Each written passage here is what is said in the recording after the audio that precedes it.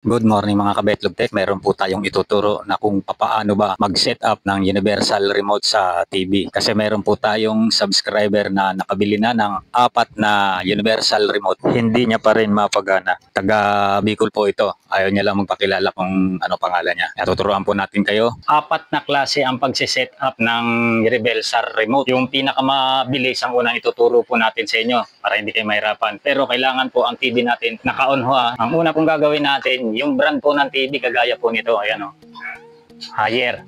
Tapos dito naman sa universal remote, hanapin po natin dito, may mga nakalagay po na pangalan dito, Prestige, ayun yung mga brand, Philips, Samsung. Hanapin po natin dito kung saan dito nakalagay yung pangalan ng brand ng TV. Ito po, ayan yung tatak ng TV.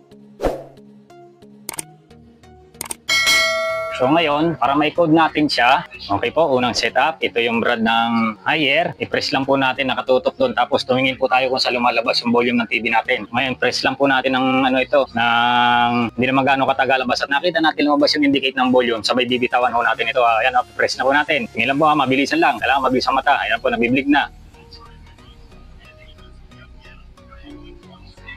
Ngayon, lumabas. Binitawan ko na kagad. Yan na po yung niya, mabilis ang pag-setup. Ayan, volume, ayan, gumagana na. Oh. Power, para sigurado, pindutin ang power. Ito, ayan, namatay. Tapos on natin.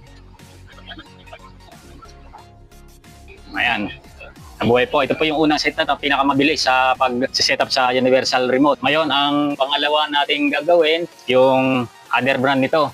Ito po, mayroong other brand na nakalagay dito. Ganun lang din po ang gagawin.